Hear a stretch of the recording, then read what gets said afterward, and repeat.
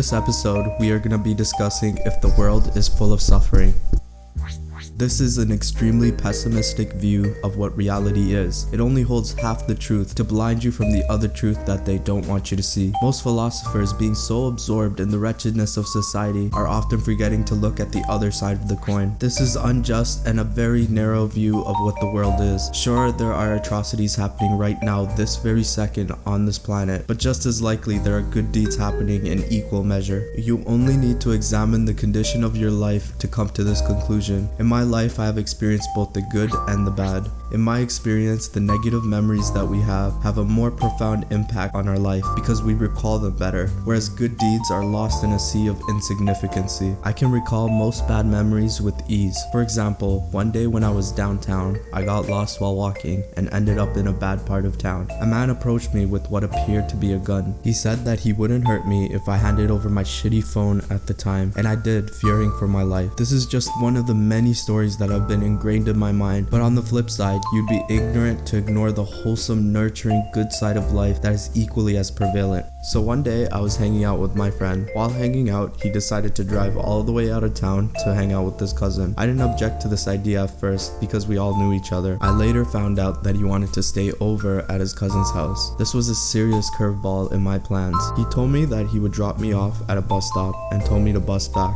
I was extremely broke at this time. I did not want to tell him that because I didn't want to ruin his plans with his cousin and become a burden. So I went to the nearest ATM in the plaza that he dropped me off, and sure enough, I didn't have enough money for the bus ticket. I decided to stop being prideful and call my friend for help. That's when I realized my phone was dead because I used most of the juice while GPSing my friend to his cousin's house. So I resorted to begging people for change for a few hours. This one man with his kids took his time and talked to me.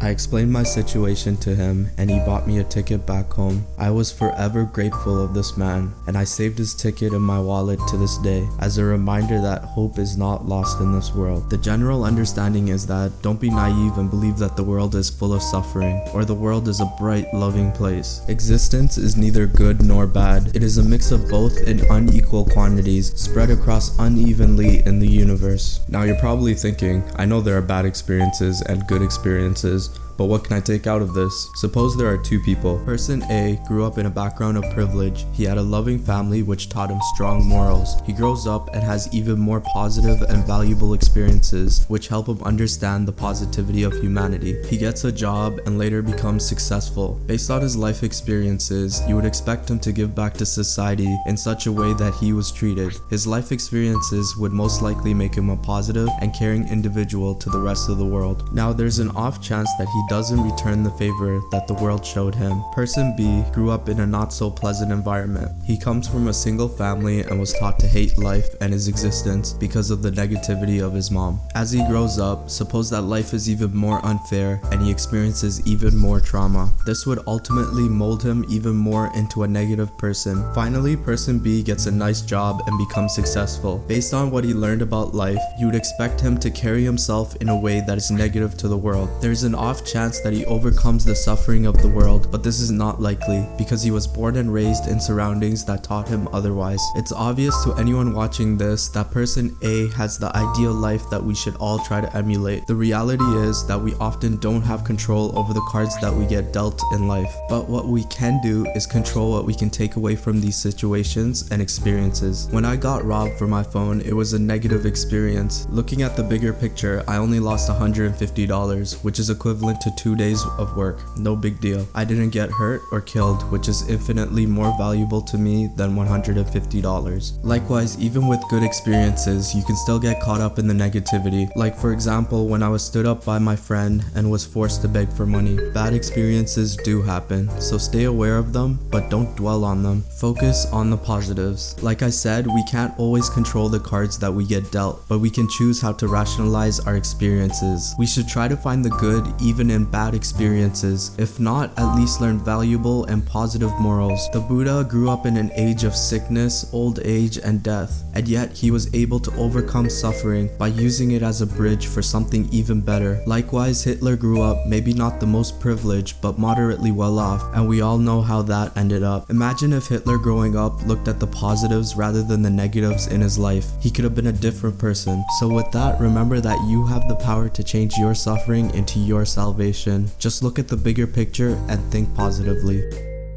If you guys like the content, make sure to like and subscribe. We got new videos every week. Catch you guys next week.